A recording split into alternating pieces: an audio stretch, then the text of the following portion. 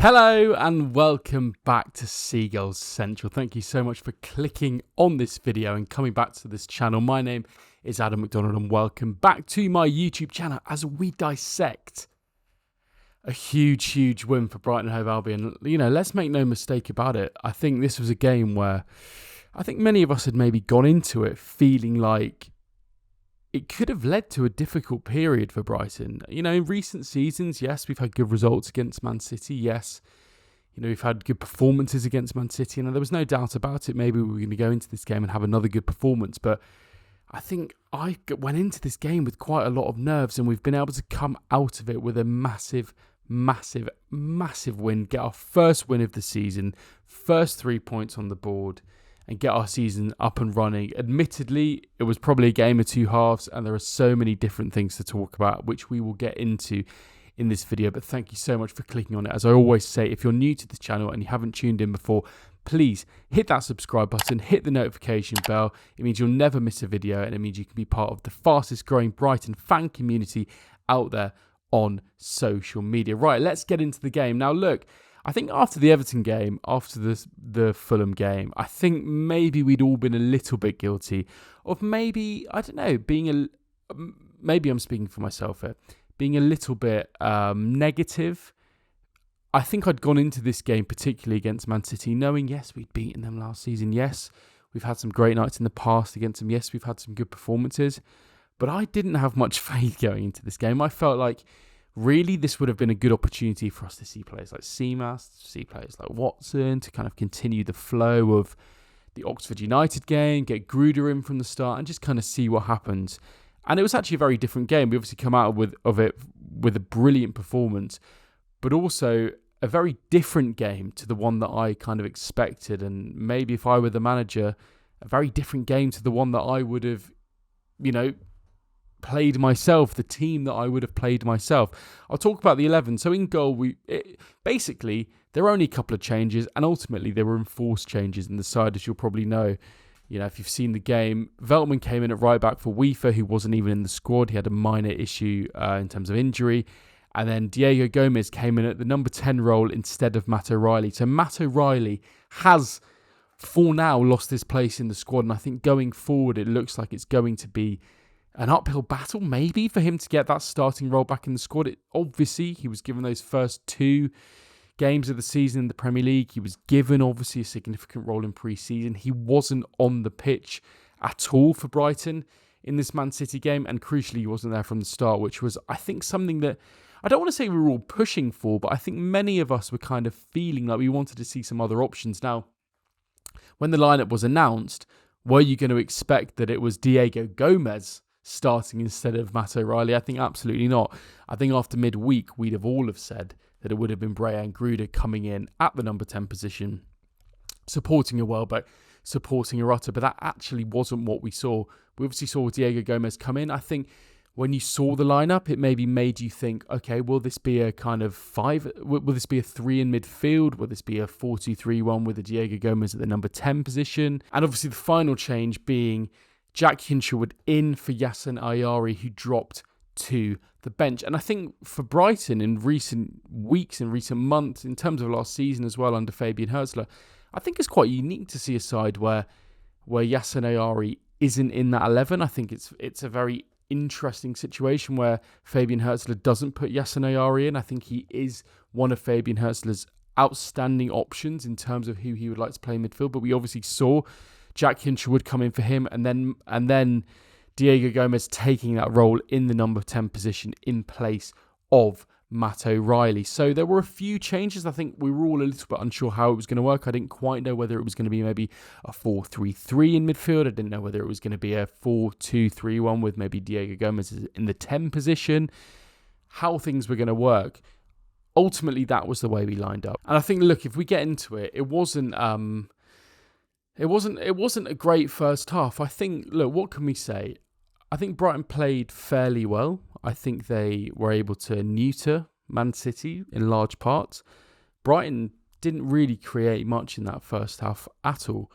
There was a good chance through Mitoma, in the first half where he was unleashed through the middle and had a brilliant kind of opportunity on the counter-attack to score, but for a save of James Trafford, who kind of prevented that. Man City had the odd opportunity. Haaland did get in behind on a number of occasions, but I do think overall in terms of the match, Lewis Dunk, Jan-Paul van Hecke did a pretty good job actually stifling him. There was a nice moment in the first half where Jan-Paul van Hecke I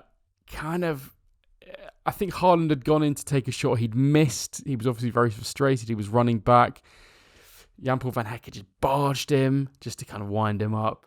Haaland barges him back, and then Van Hecke goes to the ref. Oh, what's he doing barging me? And you could see that beef between them as two players was kind of bubbling over throughout this game, which was quite nice. But really in the first half, I think they did a pretty good job at kind of stifling Man City. And I think, to be honest, if we're going to summarise that first half generally, it was, it was an okay first half. I think what it was that it felt like a continuation of those first kind of few games, and particularly the Everton game, where we looked okay. We were able to kind of feel our way throughout the game. We were able to resist a bit of pressure from the opposition. Man City looked pretty good.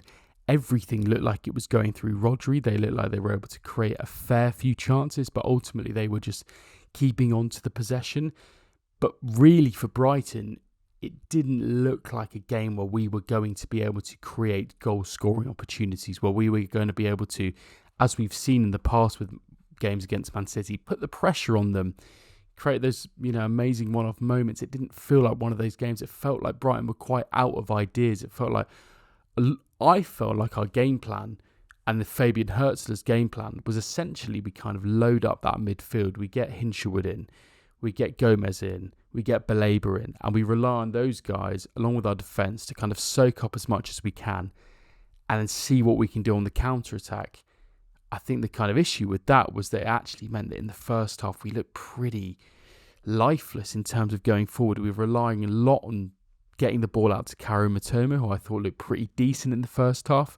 I thought Yankuba Minteh as well in the first half looked, as good as he always does, works very hard, has that kind of technical ability to be able to kind of dribble past players and create and fashion chances on his own back.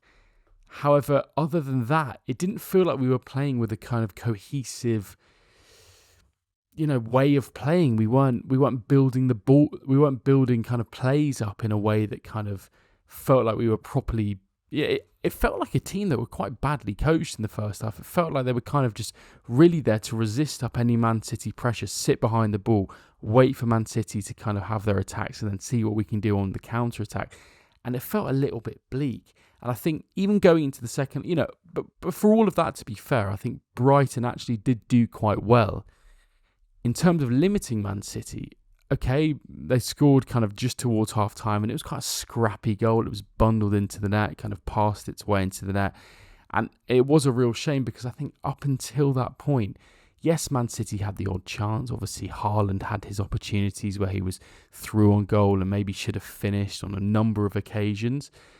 But they didn't have loads of clear-cut chances. I think, we defended pretty well on the whole, despite kind of people like Baleba and I think Hinshelwood as well not having their best games in midfield.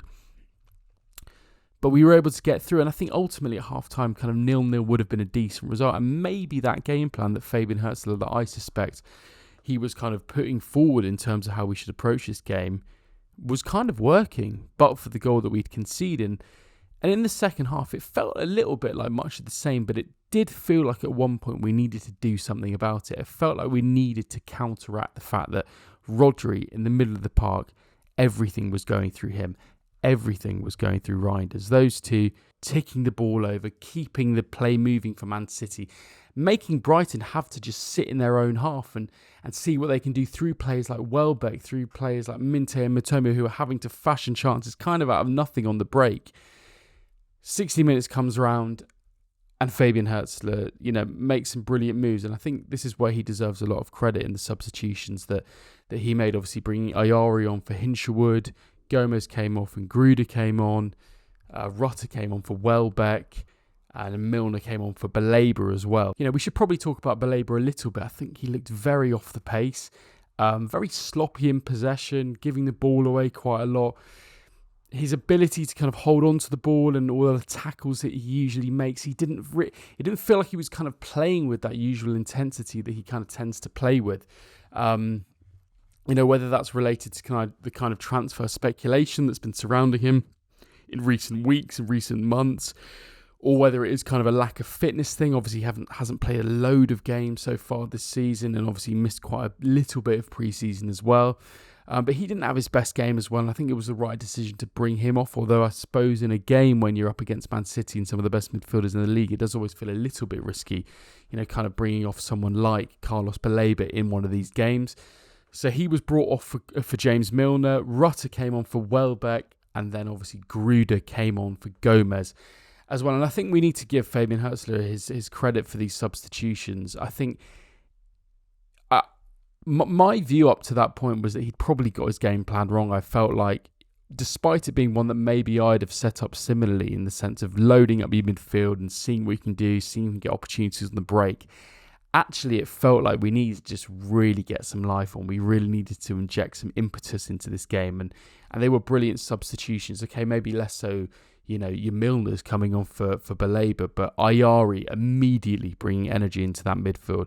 Jorginho and Gruda, I mean, you should have seen them the way that as soon as they came on, I think it was literally one of the first plays. The ball was at the back. They were Dunk, Van Hecke, Verbruggen were looking for a long ball. Those guys were making darting runs immediately. And clearly the instruction that they'd been given from Fabian Hurzeler and the coaching staff was getting beyond, getting behind. We're just going to look for you guys, make some runs, go crazy, and we'll look for you. And I thought all of the substitutions were absolutely inspired. I think if we start on James Milner, I think, when he came on, I will admit, I was thinking a little bit like, God, is this the substitution that we really want to be making? Obviously, we'd been scarred by the last game against Fulham, where he was brought on with a few minutes to go, and we'd obviously ended up conceding, and you're thinking, is that really the substitution you want to make? But in this game, I think he was absolutely brilliant. You see him when he comes on. Well, first of all, you hear Fabian Hurzeler's quotes afterwards, or he was talking about he's like the second coach on the pitch. However, separately to that, I'd noticed during the game, and I'd only literally read these quotes just before I came and did this video. I'd noticed the way when he came on the pitch, he's barking orders at every single player on that pitch.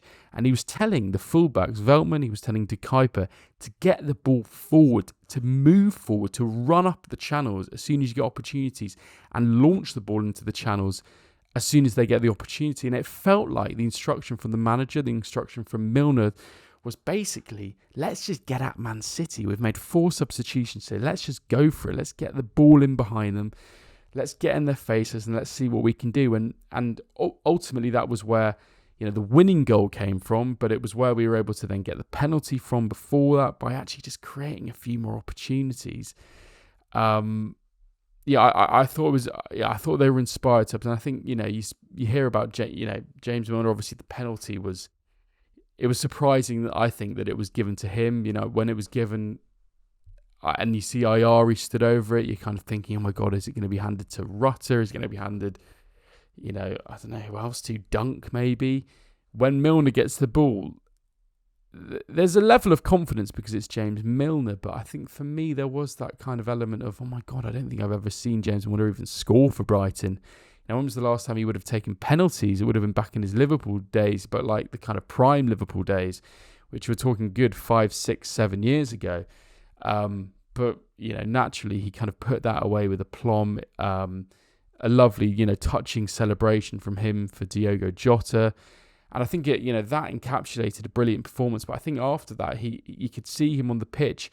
His role was clearly to kind of lead the team, coach the team on the field, to deliver the instructions from Fabian Hurzeler, which Hurzeler had obviously realised, which was we need to get at Man City. But crucially, I think one of James Milner's most important role in this game was actually to nullify Rodri.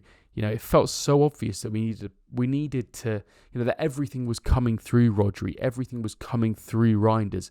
We were allowing Man City to basically just sit there and dictate the play, move it from left to right to left to right, pop it here, pop it there, keep the kind of tempo of the game moving. And we needed Baleba wasn't really able to do that. And I think our midfield that we'd set up hadn't really been able to do that. And you look at James Milner and he came on and he kind of, He didn't man mark him, but he immediately kind of just stifled any kind of impact that Rodri had. He was quick to press him. He was quick to get the ball out of his feet. And I think what changed in that midfield, once Ayari came on, once Milner came on, was that we were really quick to move it forwards. There was no kind of trying to hold on to the ball. It was just like, right, we've won the ball back. Let's lump it. Let's get it in behind. Let's see if Jorginho, let's see if Gruda, let's see if Minteh, let's see if Mitoma can get onto these. And I think that really did change the game. You know, speaking about Minteh as well, just kind of as a separate point, I think, you know, a brilliant performance from him. I think he may have won man of the match. He may have not. I don't know. But I think he definitely put in a brilliant team performance. What's the kind of way? Brilliant kind of performance in the way of teamwork. He was tireless up and down that right wing. You know, playing at right back for some moments, it seemed like, playing as a right wing back. Obviously causing his problems as he does from the right wing. You know, those brilliant moments where he nearly scored that amazing goal after the penalty, where he'd kind of megsed it through Aït-Nouri's legs and then been able to kind of whip it into the top left corner. It just gone wide. He was electric all day, and as I've said, I think he's a player who this season we're really going to, hopefully start to see the best from. And I think, he deserved his credit. I thought all of the substitutions were inspired. What does that mean? Does it mean that Hurzeler maybe put out the wrong 11 in the first half? Does it mean that the changes he made in the second half were inspired? I mean, maybe a little bit of both. I think probably that first half 11 was maybe the wrong one. I can see why he did that. I'd have maybe gone for a similar approach myself. But I think against Man City, when they're so comfortable at having the ball, I think you need to get in their faces a little bit more. And we've seen in the past when Brighton have done that in previous games, they find it difficult to cope with. And it happened again when we were happy to try and just get the ball in behind, when we were using players like Milner, Ayari to get a bit of intensity, bit of energy in midfield and just get it in behind. I think that's where we found the fruits of our labour. And then obviously, Brajan Gruda, there's been so much conversation around him in recent days, obviously after that brilliant performance against Oxford United in the Carabao Cup, and obviously the performances from Matt O'Reilly in recent weeks, I think, has led a lot of us to kind of think, okay, what else are our options at number 10? And, many of us have been banging the drum for Brajan Gruda, and I'll be honest, I was quite surprised when I didn't see him start in this game, when I saw Diego Gomez start. I think when he came on, though, he took his opportunity. Him and Jorginho, absolutely brilliant. Obviously, the goal that he scored, Gruda, brilliant. We'll get onto that in a minute. But the way that they both linked up, it was that willingness to get him beyond. It was the brilliant touches. It was the link-up play. It was the... I don't know what... Maybe it was just the kind of change in intensity. It was that kind of desire from everyone who came on to really want to take it to Man City. But brilliant from Gruda. I think the goal particularly was so fantastically taken, showing his technical ability, that composure that he's clearly developing, taking it round the goalkeeper, taking time to kind of see what the players around him are doing, using his right foot, finishing with his right foot. Obviously, we saw it in the Carabao Cup in midweek where he didn't want to use his right foot and he kind of missed a pretty crucial opportunity before he did get his goal in midweek a few minutes later. But I think everyone's obviously been calling for more minutes for Gruda, and I think we've seen today the impact that he can have. And look, maybe this opportunity was the kind of best suited for him, coming off the bench and having the impact off the bench when the game needed changing a little bit. Maybe ultimately you look back on it and go, okay, everything kind of did work out perfectly. But I think if we're picking the best Brighton 11 now, I think there's no doubt about it. You have to put someone like Brajan Gruda in that 11. The way he's playing, the way he links up with players like Jorginho, Rutter, I think going forward, they're a combination that I do really like. Jorginho at the number 9, Gruda at the number 10. Obviously, I do prefer Rutter as a number 9, maybe Welbeck as a 10. But I think whilst we can't rely on Welbeck's, form to be as good as it was last season, I think it's a nice little combination. I think when you're particularly playing against teams who are sitting quite high up the field, wanting to have a bit of possession themselves, wanting to score goals, I think that's a really, really interesting combination between Gruda and Rutter. But I think, overall it was brilliant that Brighton were able to kind of come back and change the game. Fabian Hurzeler, I think he does deserve a lot of credit in the way that he was able to, he'd identified the changes that needed to be made. He'd identified that maybe, whoever makes 4 substitutions in one go, maybe he realised that actually the game just needed an injection of life. And in the players that he was bringing on, really high energetic players like Kaoru, like Jorginho, like Gruda, that they were going to be able to change the game. More generally, I think there was an interesting little sub-narrative, subplot around, obviously, Stefanos Tsimas. We didn't see him at all. He wasn't on the bench. Neither was Tommy Watson. Neither was Charalampos Kostilas. I think many of us had maybe expected, kind of, particularly after Tsimas had scored those goals in midweek, that we would at least see him kind of on the bench, making an impact off the bench.